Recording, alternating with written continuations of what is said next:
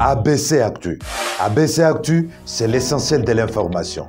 ABC Actu, c'est la politique, l'économie, le social, la culture, la religion, la science, la technologie, le développement et les divers. ABC Actu, l'essentiel de l'information pour vous, FM Prêt.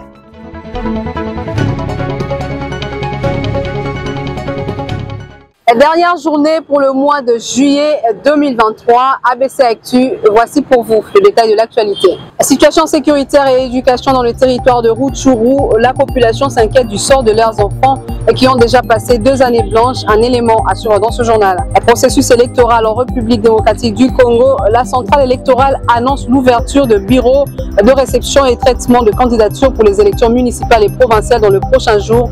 C'est à suivre dans ce journal.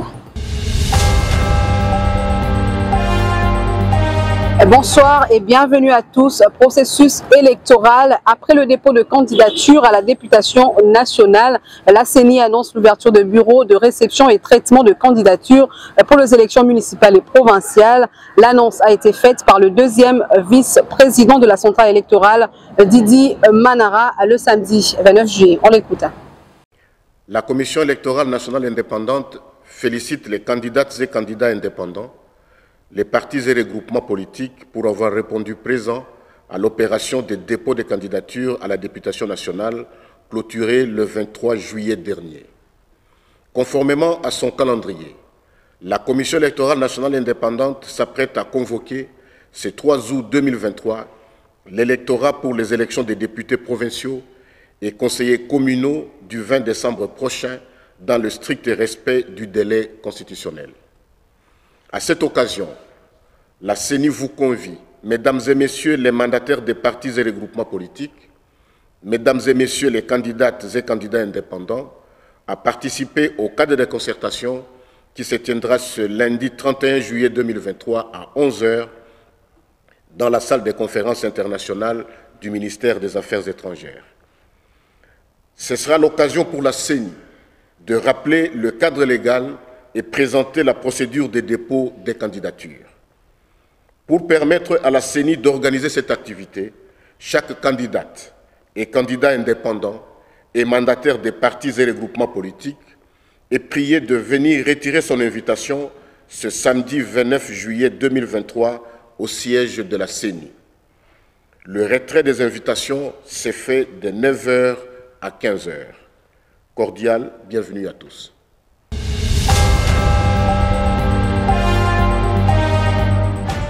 Dans l'actualité également, le président de l'intersyndicale nationale de l'administration publique, Fidèle Kiangi Matangila, fait une mise au point sur un communiqué relayé à travers le média annonçant un sit-in pour ce 31 juillet des agents et fonctionnaires de l'État devant l'hôtel du gouvernement. Il demande à tous de vaquer librement à leur occupation en attendant la convocation de la commission paritaire gouvernement bon syndical pour trouver des solutions. Regardez. Aucun sit-in des agents et fonctionnaires de l'État ne sera tenu ce lundi 31 juillet 2023 devant l'hôtel du gouvernement et aucune assemblée générale des agents et fonctionnaires de l'État ne sera tenue dans la ville-province de Kinshasa, informe le président de l'intersyndicale de l'administration publique INAP, Fidèle Kiangi Matangila, au cours d'un point de presse tenu ce dimanche 30 juillet 2023 à Kinshasa. Nous avons appris par la voie des ondes qu'un syndicat membre de l'INAP invite les agents à l'hôtel du gouvernement pour un sit-in pour réclamer les avantages sociaux, les augmentations des salaires, les nominations des agents par les décrets et les ordonnances du chef de l'État.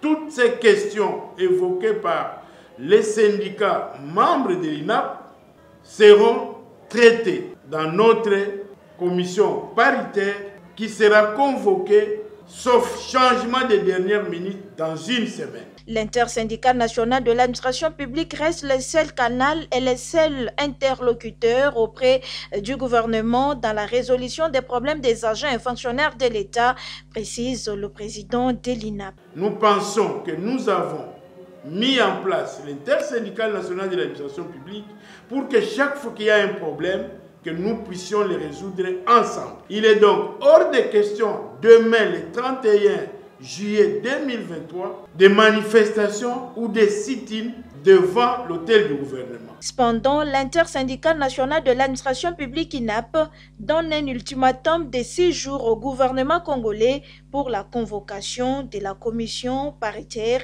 gouvernement-ban syndical.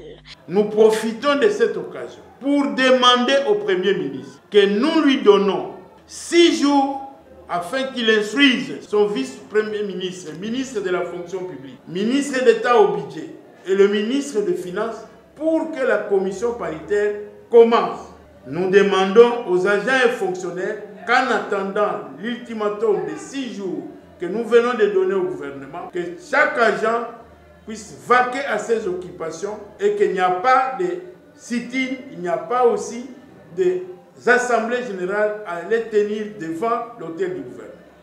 Aux agents et fonctionnaires de l'État de suivre l'ordre de l'INAP, ainsi pour obtenir gain de cause, exhorte Fidel Kiyangi, président de l'INAP.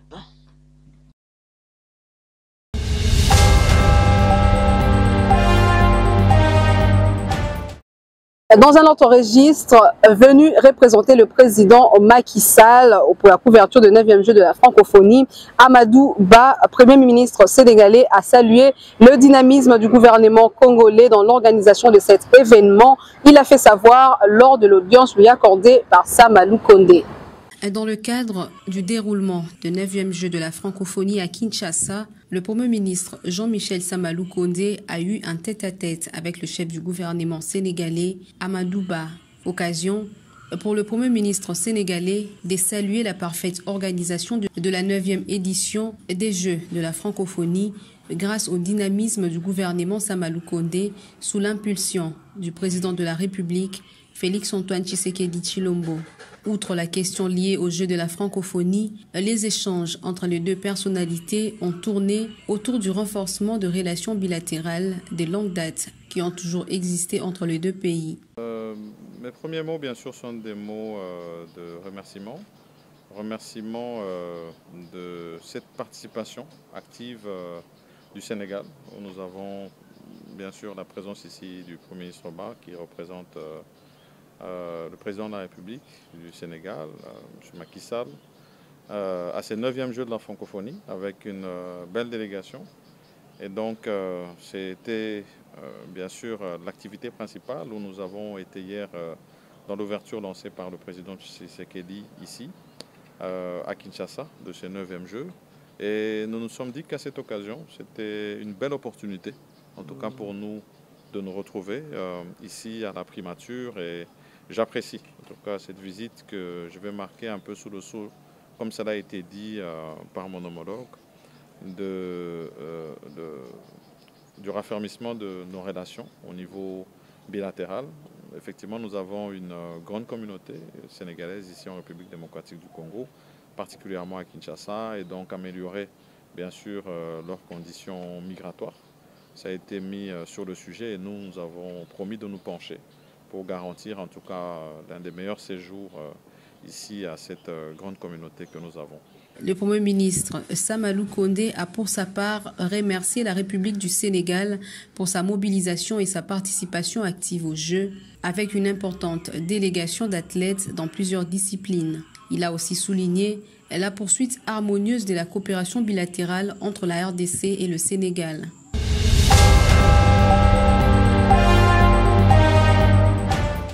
La coopération bilatérale entre les deux Congos est au beau fixe. C'est ce qui ressort du point de presse tenu à Kinshasa ce 30 juillet, animé par le porte-parole des gouvernements de deux pays, Patrick Mouyaya et Thierry Mungala, qui ont fixé l'opinion et dissipé le malentendu.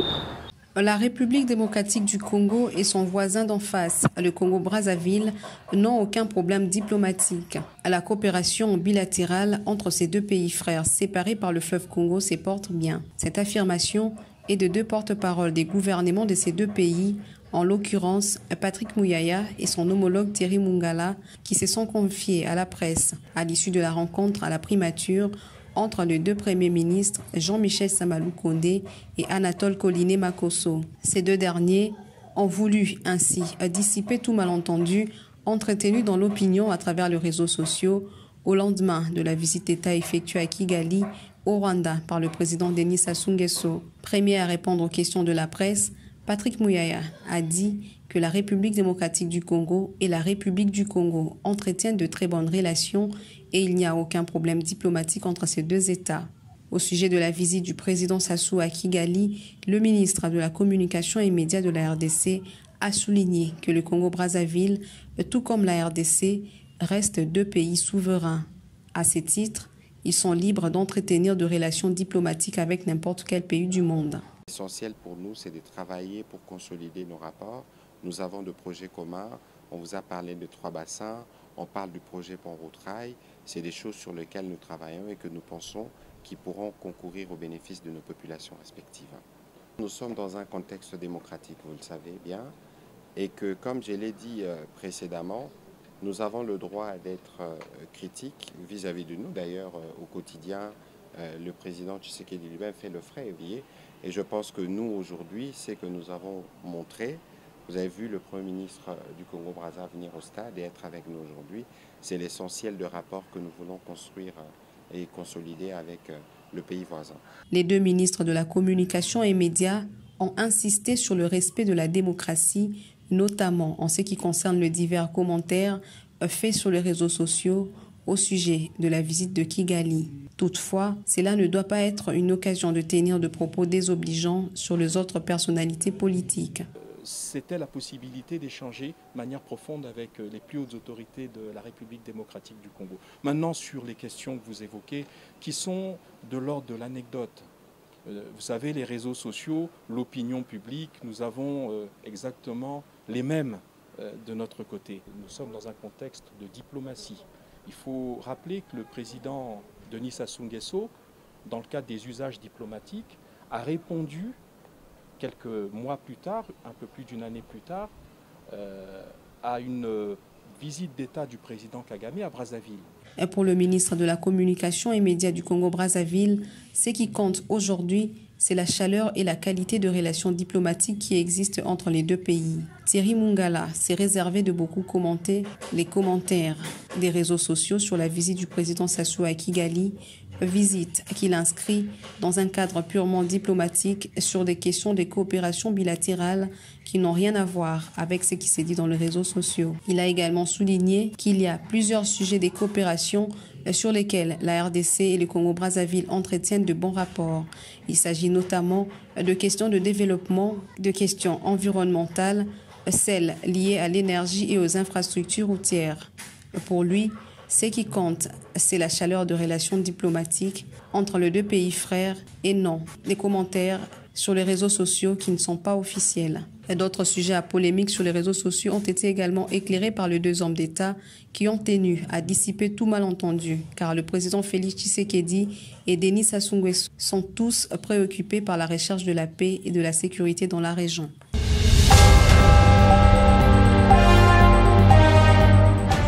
Au Sud Kivu, le gouverneur Théo Ngwabidje a lancé officiellement la formation des nouveaux magistrats nommés par ordonnance présidentielle.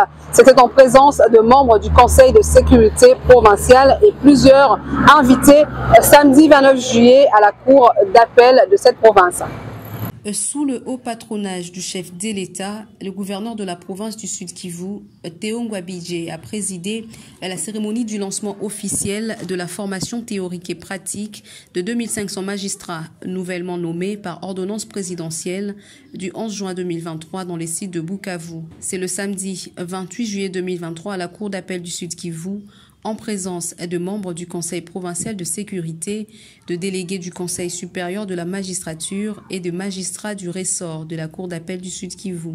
Le délégué du Conseil supérieur de la magistrature a fait savoir que cette formation permettra aux nouveaux magistrats de bien maîtriser le droit pour mieux appliquer la loi, avant de remercier le représentant du chef de l'État en province, Théo Ngwabidje Kassi, pour avoir accepté de présider cette cérémonie.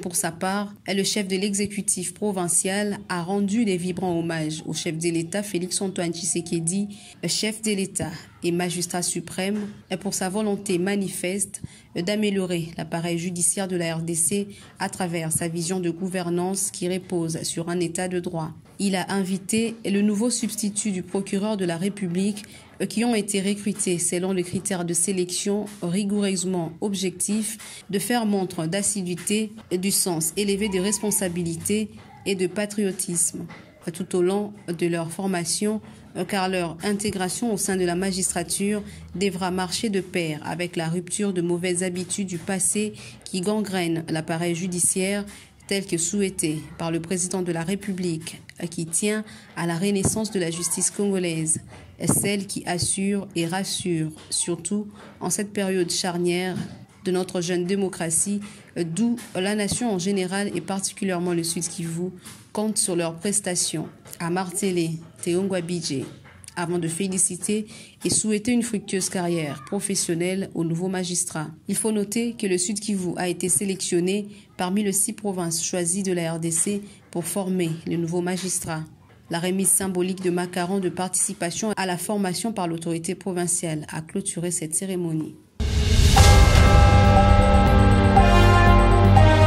Passons à autre chose à présent. Touché par un projectile à Kananga, le président du parti politique En Vol, Deli Sesanga, déclare au cours d'une conférence de presse qu'il n'est pas vomi de l'espace Kasaï et que la majorité silencieuse n'est pas de l'UDPS. On l'écoute. Monsieur Tshisekedi et ses partisans, dans leur majorité, se sont imaginés qu'au Kasaï, il n'y aura aucun autre candidat, en tout cas un candidat de poigne, un candidat sérieux. Le fait de nous voir dans la course, c'est ce qui les met dans cet état. Vous pensez que si nous n'avions pas de partisans, si nous n'avions pas ceux qui soutiennent la voie du changement, la refondation du Congo dans cette province, ils mettraient autant de barricades, il dépenserait autant d'ingénierie pour empêcher notre liberté. Bien non, bien au contraire. Moi, je suis très satisfait. Je sais que c'est un combat, mais je vais les ramener à leur propre histoire. Lorsque Papa Tshisekedi se battait contre le régime de Mobutu, qu'est-ce que Mobutu disait? Tshisekedi est seul. Moi, il y a des photos où il sort de Grand Hôtel avec une chemise ensanglantée. On pense effectivement que le type, il est seul. Mais la majorité silencieuse n'est pas UDPS. La majorité silencieuse, ce sont des Congolais qui souffrent. Ce sont des mamans. Lorsque j'ai vu sur la route des mamans porter leur panier, se donner le temps de s'arrêter pour me saluer et me donner les signes d'encouragement. Lorsque j'ai vu mes jeunes frères, des jeunes, se déplacer en masse en disant nous allons braver cela parce que nous croyons au changement, je me dis je ne suis pas seul. Et c'est parce que je ne suis pas seul au Congo et dans la province que ça leur fait peur. La peur n'est pas dans notre camp, au contraire.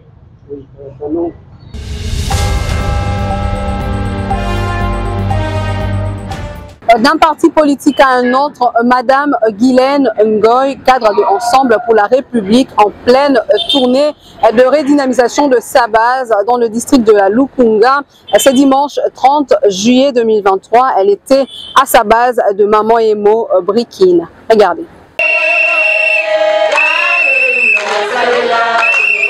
Dans le cadre de la redynamisation de ces bases dans le district de Lukunga, Mme Guylaine Ngoy, cadre de Ensemble pour la République, était à la base de Brikine en Galliema ce dimanche 30 juillet 2023. Il était question de sensibiliser les membres du parti à faire adhérer beaucoup plus d'autres nouveaux membres en vue de bien s'apprêter pour les élections qui se pointent à l'horizon, dont Moïse Katumbi Chapwe est candidat à la présidentielle. Elle a fait part à sa base des circonstances tragiques de l'assassinat de l'honorable Chéribin Okende Senga, porte-parole du parti Ensemble pour la République, dont l'on attend l'arrivée des experts étrangers pour des enquêtes non biaisées afin de punir les auteurs. Pour cela, une minute de silence a été observée pour honorer la mémoire de ce grand soldat de Ensemble pour la République tombé arme à la main. Aujourd'hui, nous sommes réunis avec nos membres de Maman Emo afin de pouvoir discuter avec eux parce que ça faisait longtemps qu'on avait tenu une réunion ici. Alors nous avons commémoré la mémoire de notre camarade, très cher Chérubin Okende, qui nous a quittés de manière tragique au début de notre séance. Et nous avons aussi observé une minute de silence et instruit nos membres à rester calmes et à attendre que les enquêtes puissent aboutir. Les membres du parti de ce district sont déterminés à soutenir Guilaine Goy et Moïse Katumbi Chapwe pour l'intérêt du Congo et améliorer le social de la population.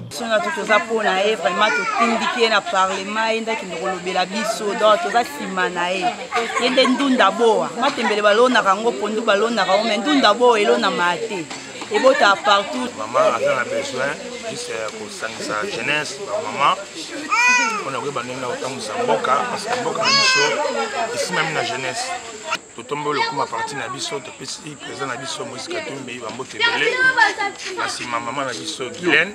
Pour quand tu roules l'embâti. Réunion après ça ensemble na côté. En tout cas papa, on a Moïse Katumbi. Na évité kutu. Na le bakutu nini. Pona nini parce que toza na mbandate.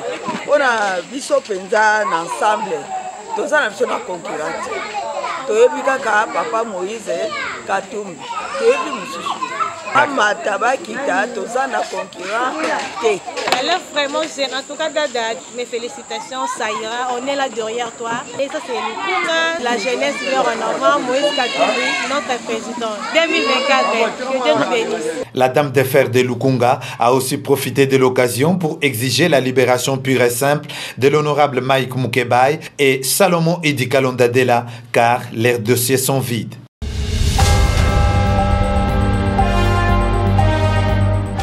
Rendons-nous en Ituri où 3 administrateurs militaires de Djougou, Mayagi et Aru se mettent ensemble pour conjuguer les efforts de résoudre des questions sécuritaires dans leurs entités respectives. Regardez.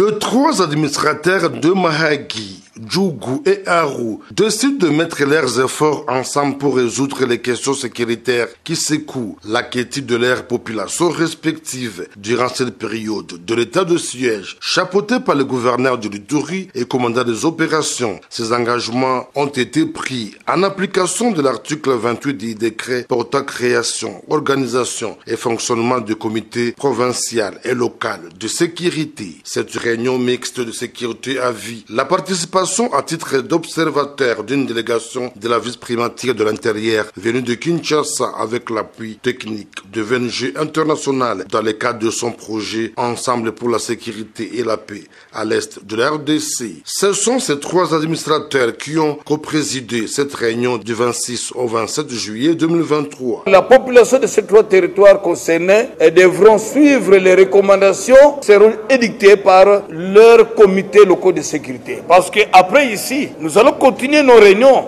du CLS. Et dans nos réunions du CLS, les recommandations qui ont été prises ici seront vulgarisées à certains membres. Et donc d'une façon élargie. Les participants sont les membres du comité local de sécurité restreint. Chaque administrateur de territoire devra savoir comment demander à sa population d'être en contact avec les acteurs du comité local de sécurité de son territoire afin que les choses puissent évoluer et que la sécurité que nous sommes en train de retrouver puisse perdurer. De grandes mesures ont été prises et seront exécutées de manière coordonnée et cohérente par ces mêmes autorités. Depuis la mise en place de l'état de siège en Ituri, l'administration militaire sous le commandement du lieutenant-général Luboyanka Johnny met les bouchées doubles pour imposer la paix et restaurer l'autorité de l'État sur l'ensemble de cette province. Nous en voulons pour preuve la reconquête de plusieurs agglomérations de main de groupes armés, les retours des déplacés dans leur milieu d'origine, la signature des actes de cessation des hostilités de certains membres de groupes armés, notamment MAPI, Codeco, FPIC, FRPI et bien d'autres. Ceci s'inscrivent dans la...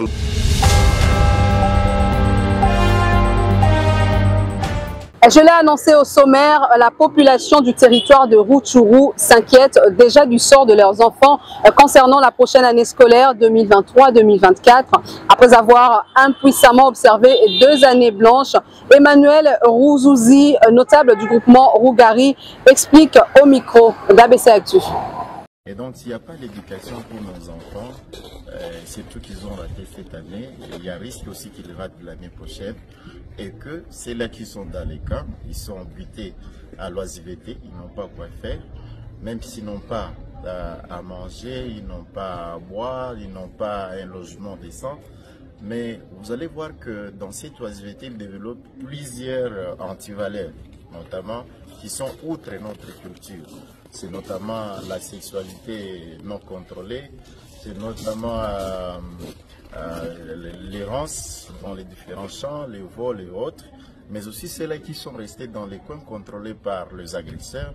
L'agresseur risque d'avoir une main-d'œuvre gratuite parce qu'il va recruter facilement ces jeunes qui n'ont pas eu la chance d'être dans des structures scolaires comme ça devait être, et pour répondre à leurs droits comme les autres aussi, à en bénéficier à Goma et ailleurs. Mais pour les jeunes filles aussi? Les jeunes filles, ils sont aussi, surtout nombreuses qui ne sont pas à l'école. Ils sont habitués à plusieurs techniques qu'utilise l'agresseur pour les apprivoiser, qui servent surtout pour les renseignements, les ravitaillements sur le terrain, parce que c'est le seul travail. Mais aussi, il y a des violences sexuelles, mais aussi qui se livrent à la sexualité abusive parce qu'ils n'accèdent pas à leur source de revenus et surtout que certaines aussi sont séparées de leurs parents. Depuis que la guerre a commencé, ils ont fui.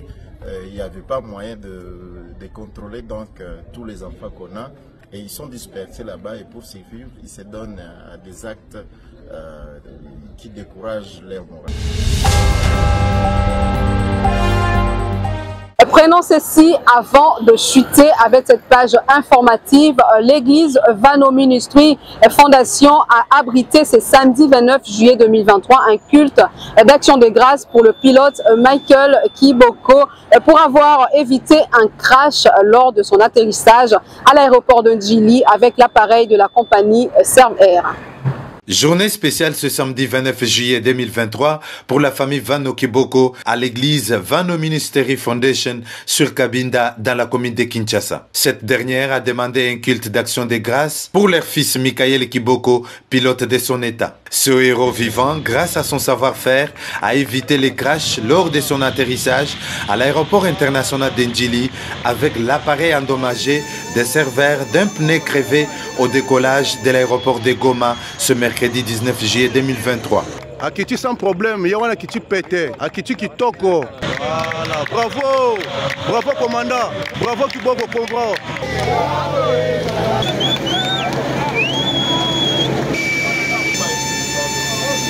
L'aumônier Patrick Oyedjese, prédicateur du jour, s'est servi de quelques versets des psaumes pour montrer combien Dieu nous aime et n'abandonne jamais ses enfants. C'est lui qui a étendu la terre sur les eaux. C'est lui qui a fait les grands luminaires. Le soleil. Dieu t'a protégé. Il va te conduire. Ça, c'est la vie. Est-ce qu'on peut quand même plus loin?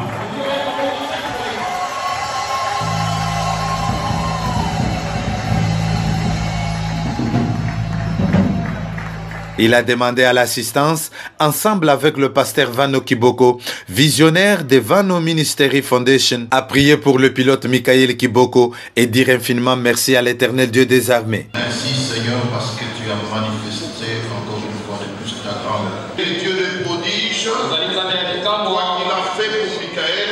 fait pour Michael, pour mieux faire pour chacun de nous. Rendre grâce au Seigneur pour ce qu'il a fait et ce qu'il continue à faire pour le commandant Michael.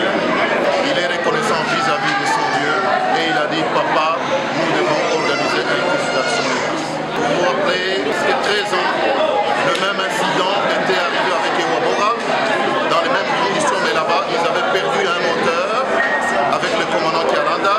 De son côté, le pilote n'a eu juste les mots pour dire merci à l'assistance, rendre grâce à Dieu avec une offrande spéciale et promis d'honorer son pays à travers toujours son travail. Merci d'abord infiniment d'avoir organisé ce culte d'action de grâce. Merci pour cet honneur que vous faites. Que Dieu vous bénisse tous et je continue à rendre grâce à Dieu pour tout ce qui est passé. Et mon devoir, c'est de continuer à vous honorer. Je peux vous dire merci pour vos prières. C'est par des témoignages et prières de bénédiction finale faites par le visionnaire de l'église Vano Ministry Foundation que ce culte d'action de grâce s'est terminé dans une parfaite ambiance fraternelle.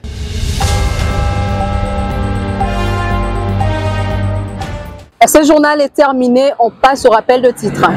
Situation sécuritaire et éducation dans le territoire de Rutshuru. La population s'inquiète du sort de leurs enfants qui ont déjà passé 2 années blanches. Vous l'avez suivi dans ce journal. Processus électoral en RDC. La centrale électorale annonce l'ouverture des bureaux de réception et traitement de candidatures pour les élections municipales et provinciales dans le prochain jour. Vous l'avez également suivi dans ce journal. Le mois de juillet 2023, c'est clôture. ABC Actu, c'est l'essentiel de l'information.